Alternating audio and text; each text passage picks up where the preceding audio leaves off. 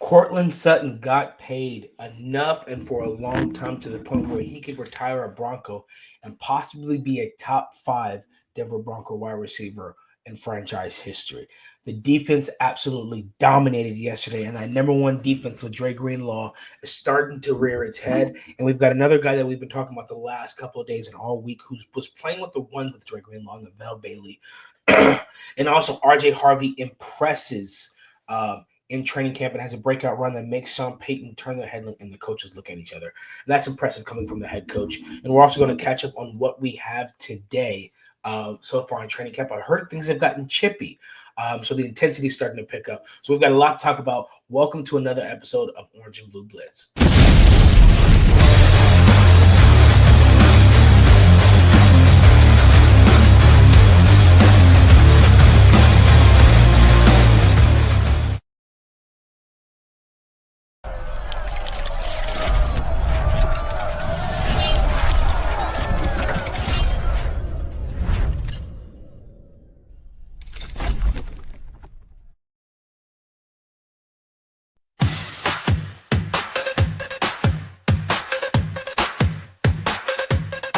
Tune in, now it's time to sit. Orange and blue, we never quit. Broncos throught is lit legit. Every week we're bringing grit. Orange and blue, we bring the heat. Podcast grinding can't be beat. Every play, every stop we meet. Blitz so hard it's on repeat. Mile high dreams we elevate. Break it down, we narrate. From the field to the fan debate. Broncos Country, we dominate. We got the passion, we got the drive. Orange and blue keeps us alive. Every tackle, every stride. It's the Blitz where legends thrive.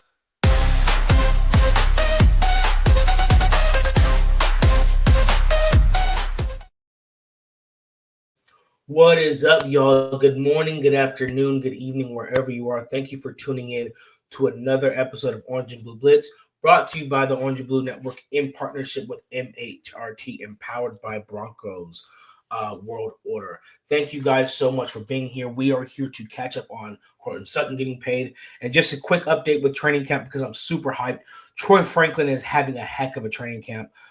He had an incredible one-on-one series, according to Zach Stevens. He had an amazing touchdown grab over Jahdae Barron in tight coverage. Then he had a diving contested catch over the middle of the field. So he's having an extremely strong training camp. And I had a thought process that we're going to talk about later in the show after we get down to business, which was, is Troy Franklin making a push for wide receiver 2? Is he not battling for wide receiver 3, but is he pushing for wide receiver 2? And that's something, that's a question that I wanted to talk about and that I had in my mind. I want you guys to help me out with. But thank you guys for being here. Make sure you guys like this video. I already see a thumbs up. Subscribe to the channel and share this video with your friends and family. You can also follow us on Twitter, Facebook, and anywhere you listen to your favorite podcast. And you can follow me on Twitter at the Bronco Gentleman as well. And you can go over to our partners and follow them on YouTube, Twitter, Facebook, and Twitch as well. And make sure to hit that notification bell because you don't want to miss the shows like today and and Broncos Talk tonight at 6 p.m. and Friday, Viva Los Broncos. And let's see, we have a game coming up in preseason, so expect to see Get Bucket Filling. So you're not going to want to miss that. Let's see so far. We got a D-Rock in the house. He says Mile High pays its players. That is correct. Cortland Sutton got paid 4 years, $92 million. Now let's go to the prediction board. I had Cortland Sutton at, let's see, 41 million guaranteed. I had him at, I think I had him at 4 years, 84 million. Is that what I had him at? Or did I have him at? No, I think I had him at 3 years, 70.5 million. So I was off by a year and some change, but I was close to the guarantee. So 0 for 1 so far on the prediction board. But Cortland Sutton is getting paid $23 million a year with $41 million guaranteed. That's going to be paid. The guarantee is going to be paid this year and next year. So the following 3 years after that, that's a year-by-year basis with him, and he has an opportunity to retire a Bronco. It also helps the Bronco. It's a very team-friendly deal.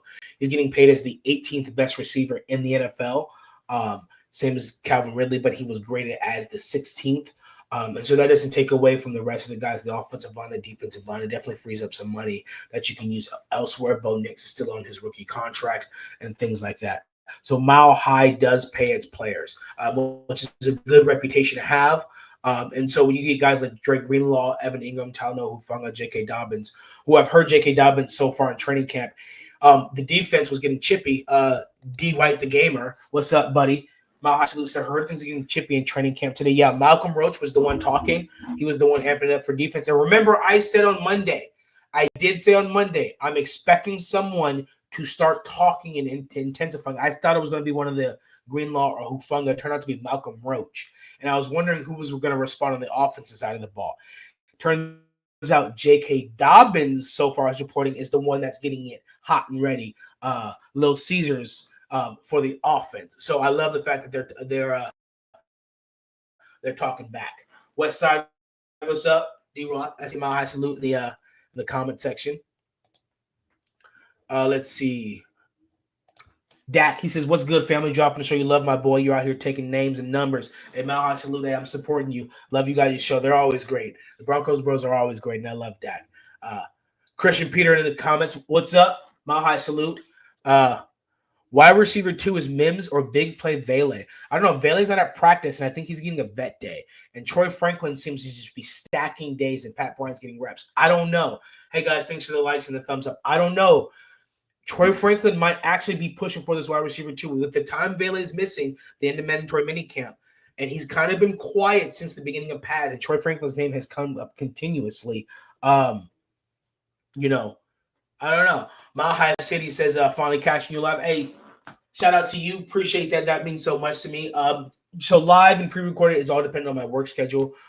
So this week I've been able to be live more. Hopefully I'll be able to be live more. But if I'm not, they'll definitely be pre-recorded. Robin House says, let's effing go Sutton. Yes, I love it. Bo Nix's his favorite target, his consistent target, the best third down target in the NFL last year is back.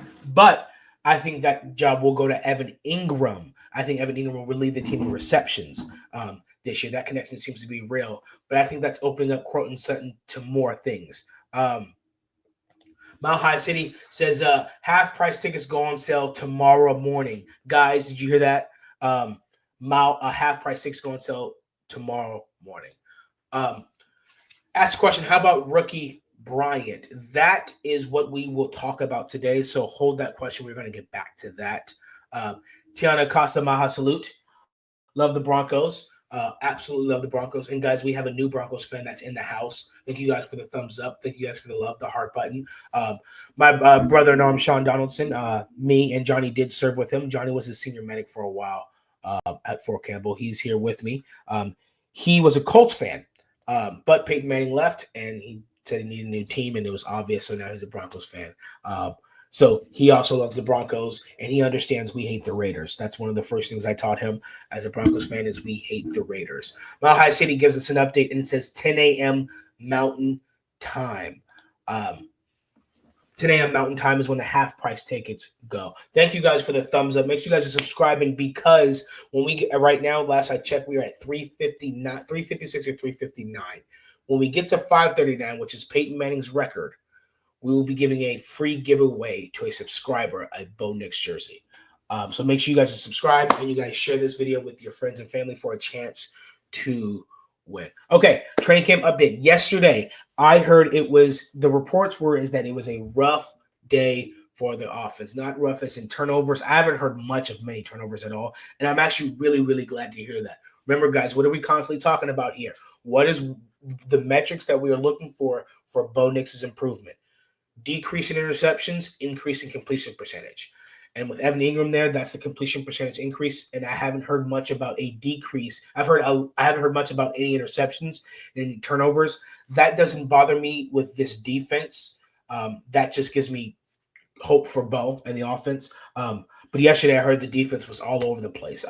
The coverage was tight, and Bo Nix had to run a lot and do a lot of scrambling because there was no one open downfield. The pass rush got to him, a lot of pressure. Unfortunately, Q Robinson isn't at practice today because he was limping off. I think he'll be fine. We'll probably get an update with that today. That's going to be a question that the media is going to ask. He'll be fine, but that gives guys like Johnny Walker some extra reps. But Our defense was dominant. That front is all coming back. And I think that with the increase of outside zone scheme, appreciate the thumbs up, appreciate the heart, guys. I'm seeing that and I'm shouting it out every time. And I love you guys. We love you guys over here at Orange and Blue Network. With the increase of outside zone scheme, I think there's going to be a little, and that was the primary focus. So I'm pretty sure that was one thing that was the homework that they were all given in the offseason, the offensive line, with the new play call, the increasing play call, the new blocking scheme, the checks, the kills, and all that stuff was something they all had to learn. It seems Bo picked that up quickly. And I think that's one of the reasons why everyone's so impressed with Bo Nix's play calling and his knowledge is not that he learned what he knew last year better, but that everyone was given more and the quarterback learned it the fastest. And I believe that's what happened. And so the offensive line is learning more outside zone scheme with the running backs. We have the personnel for it. And the last time we ran outside zone scheme was with Nathaniel Hackett as the head coach and Butch Berry as the offensive line coach. And that was the year that Quinn Miners regressed. Garrett Bowles broke his leg. But we now have Sean Payton as the head coach, and we have masterclass Zach Strief. And so we have this change and not change, but this add-on, this expansion of the run game, this addition of more outside zone run scheme. So I think with the adjustment period, I think the defense is going to have that edge. And that's what I believe that was yesterday. I believe the offense is going to respond today. And I think that's what J.K. Dobbins doing, that talking, is that's the response. But that leads me to the next thing, which was R.J. Harvey's run. R.J. Harvey's big play that Sean Payton talked about, which was, from what I heard, it was an outside zone run scheme, probably a stretch play that got blown up on the left side. And he's able to bounce back to the right side to cut back quickly, which we know he can do. He's known for doing. And he's fast, and he got there fast. And it was a negative play turned into a huge positive play, an explosive play, which is, I believe an explosive play is 20-plus yards, according to NFL standards. And so we're starting to see that with the run game. But the defense, and so we're starting to see a focus on these first few days in pads, which is definitely the run game. Establish the run, get these guys some run. We can always pass later. But definitely get the run game going. And so we're definitely seeing an increase in that. So far we got an update. Bo Nix, first throw of team period. Bo Nix rolls out to the right, rips it in tight coverage to Troy Franklin. Again, Troy rips the ball away from the defender and hauls it in. But by the time he got possession, likely out of bounds. Impressive play by Franklin nonetheless. He seems to be a player where once he got that confidence, his potential seems to be exploding. Let's check out the comments really quickly. Back to Mount High City, where I said we were going to answer. How about the rookie Bryant? I think Pat Bryant really began to step up when Vele was out at mandatory minicamp. That's when he caught those couple touchdowns. He's also increased that as well. Troy Franklin seems to be having the name, but Pat Bryant's right beneath him when it comes to production so far, and he seems to be a target of every quarterback for a second and third string. So he's doing really well. He's actually doing exactly what Sean Payton thought he would do when he drafted him very early on. So I'm very excited to see him in the preseason. Dak says our defensive secondary is going to be dominant. Which wide receiver core that we face this season will give us a challenge? I think, if I'm going to be honest with you right now, it's probably because he's a rookie. I think Jahdae Barron still needs some more reps. He's definitely going to need some more time, so I wouldn't be surprised if Jaquan is the starter.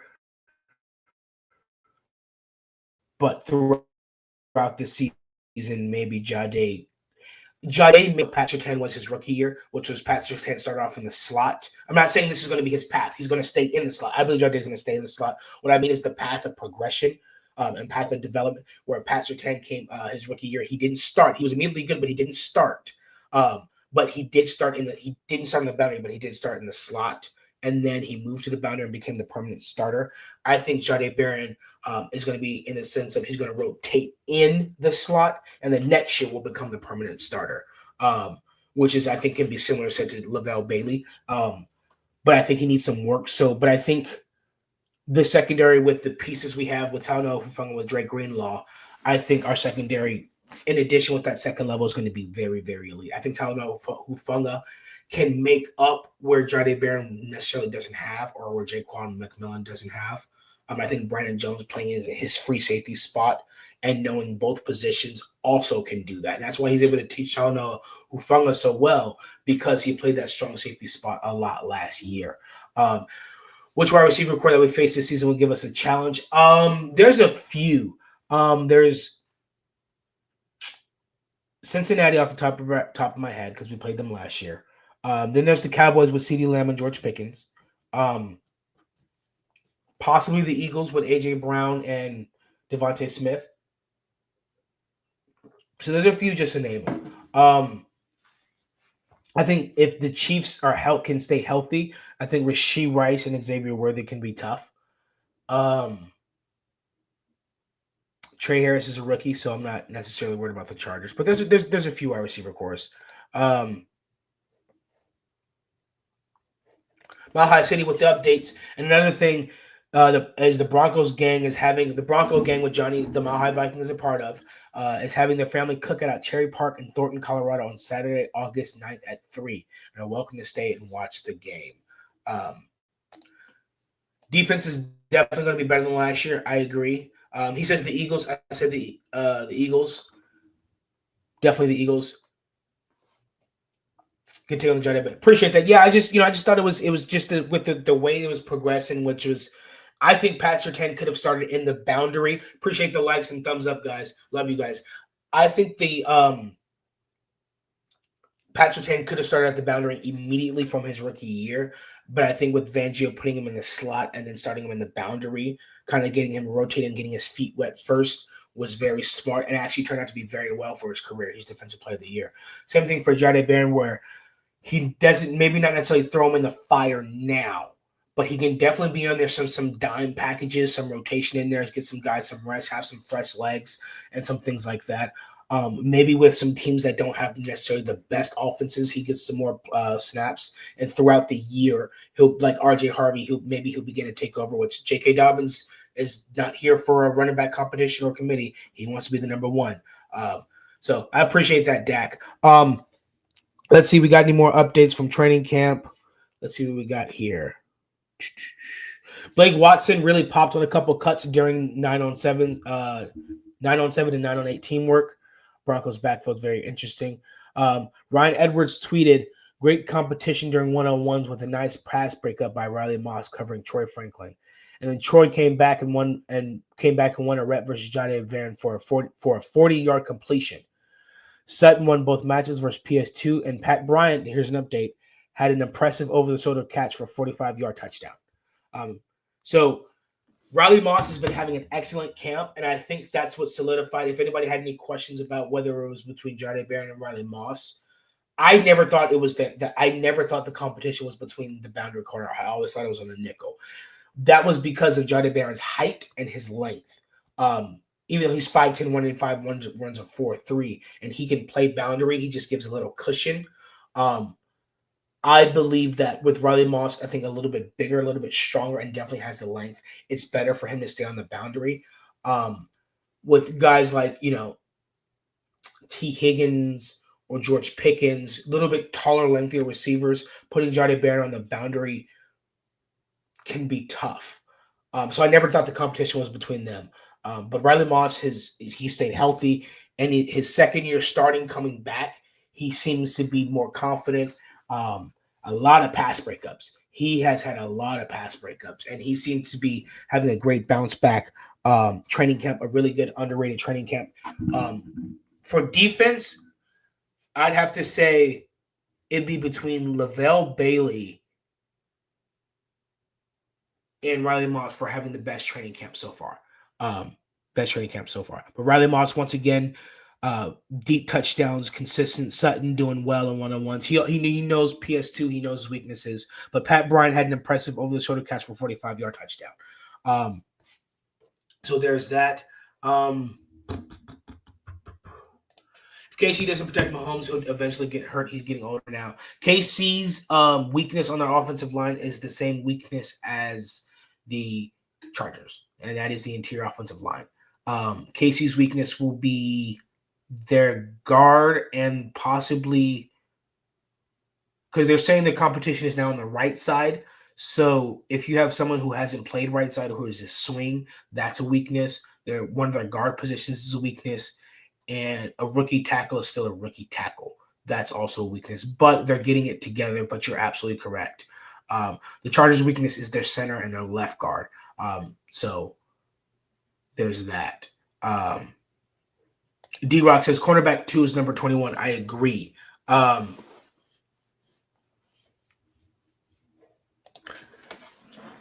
Weaver, what's up? Let's effing go by the Pat Bryant stop to the moon, future wide receiver 1. I don't know. You know what? If Sean Payton's saying he's comparing him to Michael Thomas and his technique, his route running, and his ability to always be open, because Michael Thomas ran a 4.57 and Pat Bryant ran a 4.61. Real game speed could be 4.52 for Pat Bryant for all we know. But yeah, if he's a guy you can play on the boundary on the inside and you can constantly move around, he'll catch the ball when you throw it strong hands like Michael Thomas. Who am I to say no? So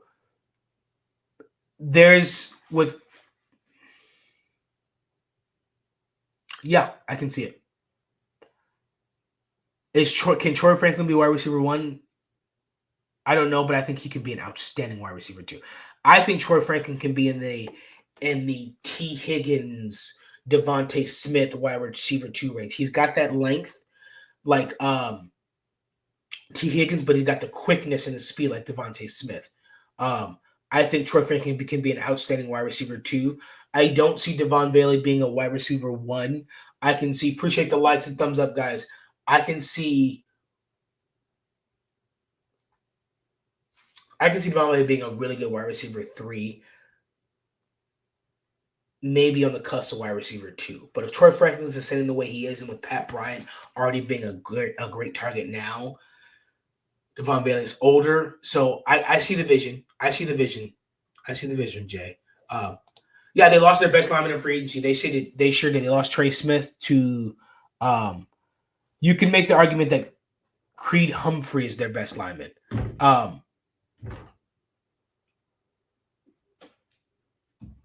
You can say that Creed Humphrey is their best offensive lineman. He's the best ranked center in the NFL.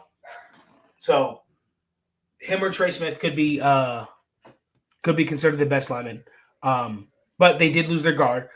And they do have a rookie tackle.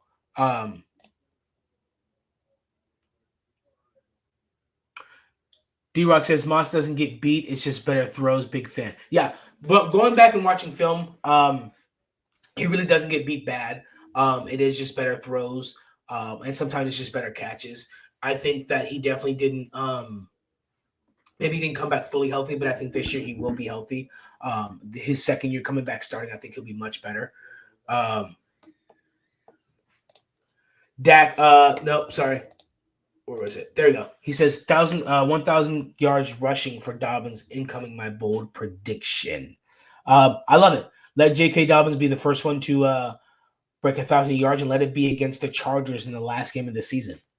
That'd be his first time having 1,000 yards, and that would technically be the first time he'd been healthy this whole season. It'd be with the Broncos against the Chargers. I would love that. Dak says we keep 6 wide receivers this season: Sutton, Mims, Franklin, Bryant, Vele, Trent, Sherfield. Let's see. Sutton, wide receiver 1, Mims, Franklin, Bryant, Vele. Yeah, I like that. And we're definitely going to have, before we come up on the first cuts, we're definitely going to have an unofficial orange and blue depth chart and see how many wide receivers we carry. I think the question is going to be what tight ends do we carry and inside linebackers. I think Drew Sanders will start off on short-term IR, but that's down the line. Shy of the house, Mahai salute, says I cannot wait for football season. Well, there's a game tomorrow. Chargers versus Lions. We're going to be able to thanks for the likes and thumbs up. We're going to be able to see Trey Harris, the rookie, and Omarion Hampton, the rookie. So we're gonna be able to, do some recon on the enemy and definitely get see how they're looking. I think they're gonna run some basic plays, but I definitely want to see if they're game ready. See what we're dealing with because we played them twice this year. So I'm excited for some football. I'm right there with you, Shy. I'm right there with you. Let's see any more updates. So that that 1-on-1 rare occurrence, but for Pat Surtain, but Courtland Sutton just burned him at the line in a 1v1. So good for Courtland Sutton. Malcolm Roach dominated in a 9-on-7 set and made sure everyone in Arapahoe County knew it. So yeah, he was talking trash earlier. Zach Stevens tweeted, "We know the defense talks smack on the field. J.K. Dobbins is bringing it on the offensive side today. He's amped. This is what was leading up to it. Malcolm Roach absolutely stuffs J.K. Dobbins one-on-one on the second play of team period and lets him know about it. Run defense has looked excellent thus far." And so that's where J.K. Dobbins comes back and starts talking about it. So that's pretty good. Let's see. Any more updates? So the takeaways from Luka Evans reported his takeaways from the 11-on-11 period. Blake Watson ran better than any running back today. So Blake Watson, he's back healthy. That's good. And he ran better than any running back today. Lavelle Bailey made a couple great plays on run stuffs. Let's go. Let's go. Bailey fan club in the house. Stand up. Let's go. Huge fan of Lavelle Bailey. And the thing that makes me happier is that I wanted to know less about his pass coverage, because we know he's a good pass coverage linebacker, but about his run defense. And the fact that he's standing out and he's running, moving up the depth chart. He, like I said, on the defensive side, it's going to be Riley Moss and Lavelle Bailey have been training camp darlings on the defensive side. On the offensive side, so far it's Troy Franklin, and I would have to say Evan Ingram so far because that connection is early. I wouldn't be surprised if RJ Harvey may overtake Evan Ingram just because they're running the ball and he starts catching on. But so far it's Troy Franklin, Evan Ingram on the offense, Riley Moss, and Lavelle Bailey on the defense. But I love to hear that he made a couple great plays on run stuffs. So he's just as good he sounds like he's just as good in run stopping as he is in pass coverage, which is good. I think he's the future linebacker next to Dre Greenlaw. I think he's undrafted, so he's undrafted. He's on a rookie contract. He's cheap, and I think him and Dre Greenlaw can grow together in this defense. Lavelle Bailey, this is his second year, not his third, so I'm offering a correction. His second year, but maybe similar to Jardé Barron, where maybe he rotates in, not necessarily starts, but by next year, it's his position. It's his position. So I'm glad to hear that. Kyrese Rowan with a tough drop after a beautiful route. Chris Abrams drain with a nice read to blow up a screen to Evan Ingram. Love Chris Abrams drain. To me, it was between Chris Abrams drain and Lavelle Bailey for training camp darlings for the defense, but I gave it to Lavelle Bailey over Chris Abrams drain because Lavelle Bailey, no fault of Chris Abrams drain, has been moving up the depth chart and got a shout out from the head coach. What did Sean Payton say? He said he's playing exceptionally well, and he said he looks like an NFL linebacker, which means Sean Payton, one thing that you always hear from Coach Payton is he's big on you coming in at a certain shape and certain size. And one thing that the players can control is their knowledge of the playbook, their knowledge of the film watch, and how they look and how they come in. And so him saying, hey, he came in looking good, and now he's playing just as good. He's on the radar, and through the injury of Drew Sanders, Alex Singleton being out for a week, him stepping up. So that's why I decided to give it to Lavelle Bailey over Chris Abrams-Drain. But you guys know I'm a big fan of Chris Abrams-Drain. I love his coverage. I love his stickiness. I love his interception against the Chargers, and he's had a great, great camp again. But because the secondary is deep and the secondary is healthy, he's getting the reps, and I'm comfortable if he needs to step in again. That's really good, and he's developing. This is good letting us know that our secondary is developing really well, and that's good to know. But we also know that there's a tight end screen to Evan Ingram that was broken up. Let's see. What else we got? Another update from Luke Evans. That's what the Broncos want to see from Ojik Estime. Just took a drop middle and bowled over linebacker Jordan Turner. Drew a bunch of oohs and ahs. Ojik Estime had his best day of camp yesterday. He had a really good run in addition to RJ Harvey that was reported. And now he just had another play where he was doing what he was drafted to do. He got a handoff on a draw and just ran over a linebacker. He's big, and that's what they want him to do. I will say this. If you're on Twitter and you see the videos that we're posting, if you see the first string offensive lineman pushing the sleds all together in unison, if you notice the running back is Ojik Estime. I just find that interesting that he is getting reps with the ones when it comes to the sled. That was him out there. But it's glad to hear with Blake Watson coming back and having the running back and, having the best 11-11s, and then Ojik Estime stepping up. Now everybody's reporting it. Ojik Estime having a good day as well, 2 days in a row, stacking days.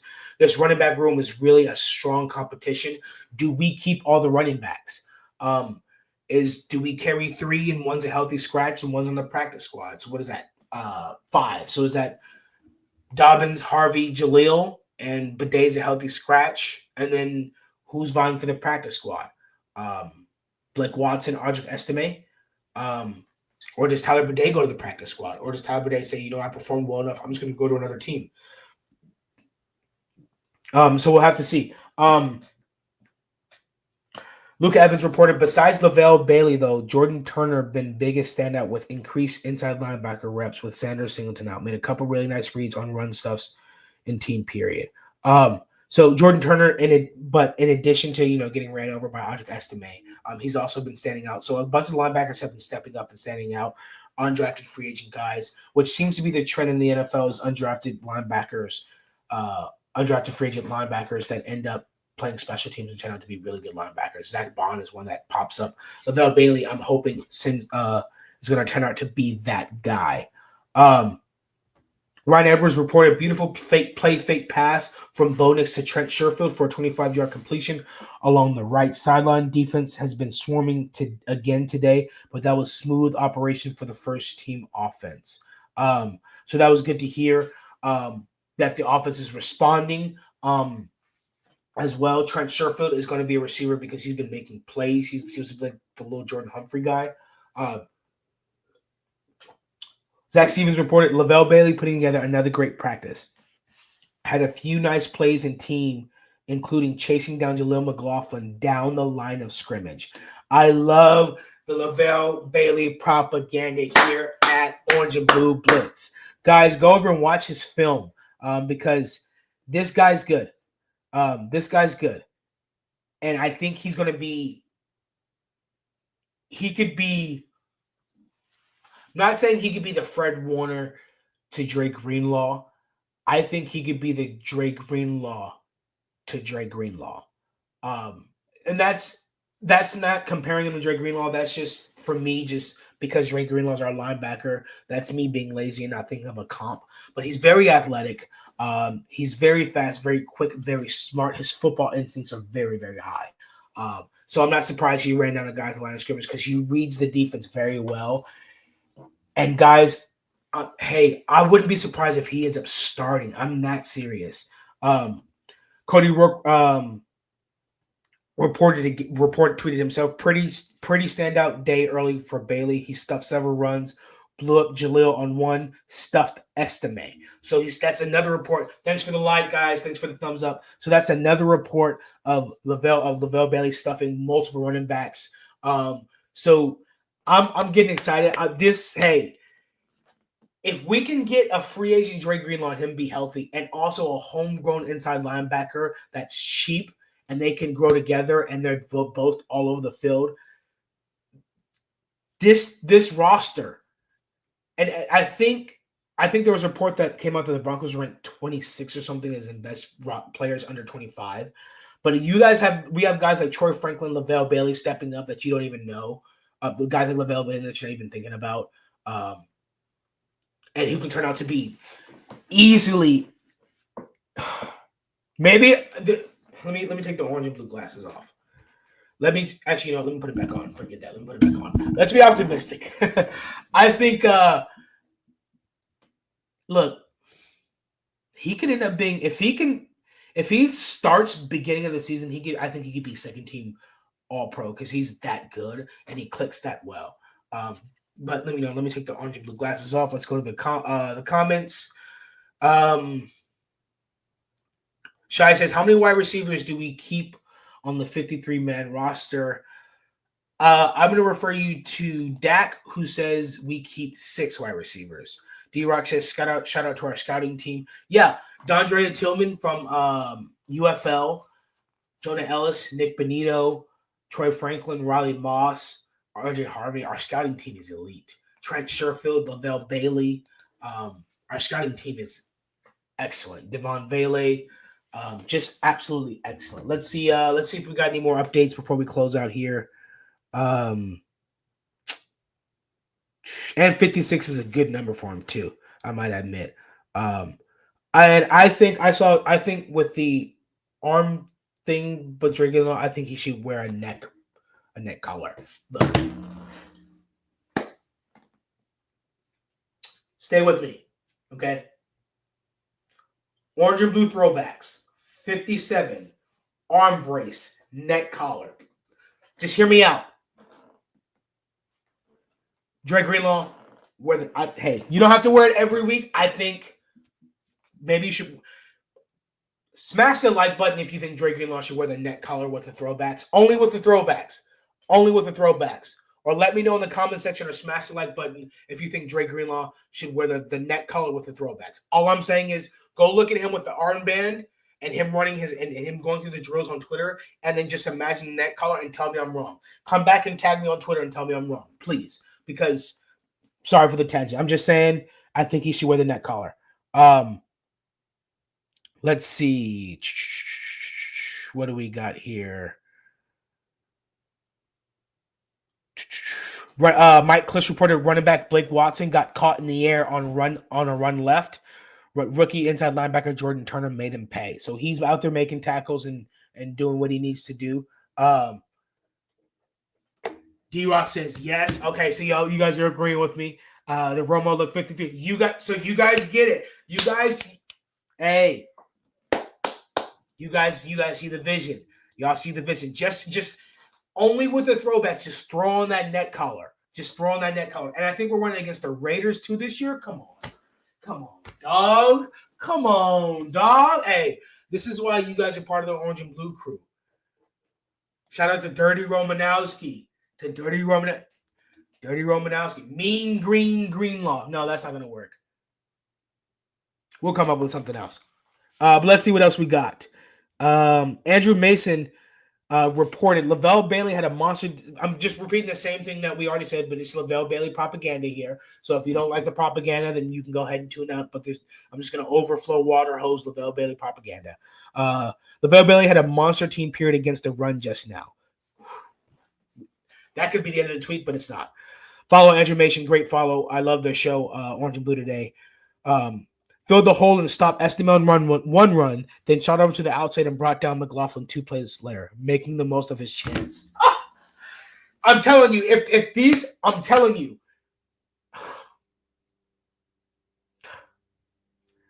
I thank God for our scouting team. Shout out to our scouting team, D-Rock. This could basically be the motif. Shout out to our scouting team. An undrafted guy who's just as good at stopping the run as he is in the past. He's cheap. He didn't get drafted. He was passed over. Sean Payton and George Payton came together and gave him a chance. And he might be a starter next to an all-pro Dre Greenlaw and shut down both inside linebacker revolving doors in 1 year. On top of this defense. And here's the thing. If Lavelle Bailey turns out to be better than Alex Singleton, remember, let me put this in perspective.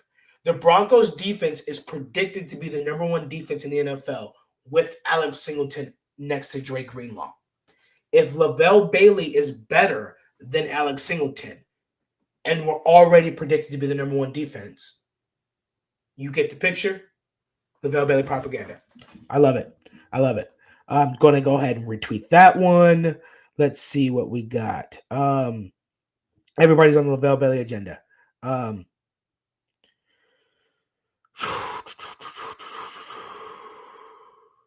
Andrew Mason also tweeted, great. Let me just click and see all his updates so far so we can just read them out. Great one-on-one period for Troy Franklin. Touchdown, deep pass against Barron. Beat tight coverage over the shoulder grab. Later had a catch despite having his jersey grabbed. Another standout was Abrams Drain, who read Mims cut well and stayed with him tightly downfield. Good stuff. Really good stuff. Q Robinson and Devon Bailey weren't out there today. Luke Evans just tweeted, head-to-head rep on a go ball between Cortland Sutton and Pat Surtain in team period. Surtain wins this one. Great coverage to jam up Sutton. Bo Nix tossed too long. Cortland got him on the last time. Pat Surtain wouldn't let it happen again. I love that. Iron sharpens iron.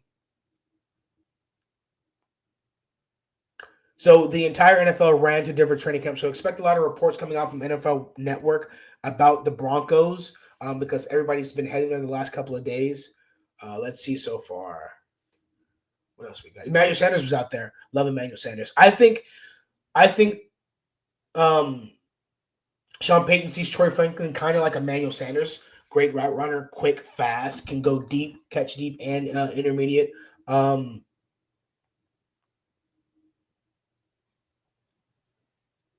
There's some people that think Marvin Mims and Stacking Gaines is the clear number 2 option. Some people think Jade has been struggling. Other people think it was his best day. He is one of the most high-rated rookies at 78 in Madden. Let's see. Jonathan Cooper is having an excellent training camp. He's another one that I was going to think about giving the training camp darling to because he was definitely having an excellent training camp. I'm hearing more about him than Nick Bonito, actually, against run and pass. I think with the trajectory of Jonathan Cooper improving every year, there's a possibility that Jonathan Cooper may have 12. I could predict 12 and I predict 15 sacks for Bonito, possibly 12 and a half for Jonathan Cooper. I think he's going to go up even more, and I'm really excited to see Jonathan Cooper. Let's see. That's all I got for you guys today. So thank you guys for being here. You guys smash the heck out of that like button today. Make sure you guys subscribe to the channel so that way you guys can be in the running for a Bo Nix jersey when we get to subscriber 539. That will trigger a giveaway, and so make sure you guys subscribe to that. Make sure you guys also tune in tonight at 6 p.m. for Broncos talk. You guys aren't going to want to miss that, so make sure you guys hit that notification bell. Make sure you guys go over to our partners, MHRT. Follow them on YouTube, Twitter, Facebook, and Twitch. And don't forget to follow us on Twitter, Facebook as well. And follow me, the Bronco Gentleman, at Twitter. We will see you guys next time. Friday, we will see you guys Friday morning or afternoon or evening, wherever you are, to talk more Broncos, to see what we're looking like going into next week's joint practice. We're also probably going to talk about how Omarion Hampton and Trey Harris looked. See if, we got to step up our game and see if if they can draft well as well. But give you guys a mile high salute. I love you guys all today. You guys are close to my heart. You guys always keep the show running. Make sure you guys tune in tonight at 6 p.m. And I love you all. And I'll see you guys.